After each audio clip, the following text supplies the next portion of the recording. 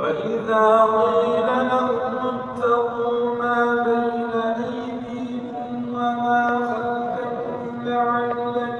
ترحمون وما تأتيهم من آية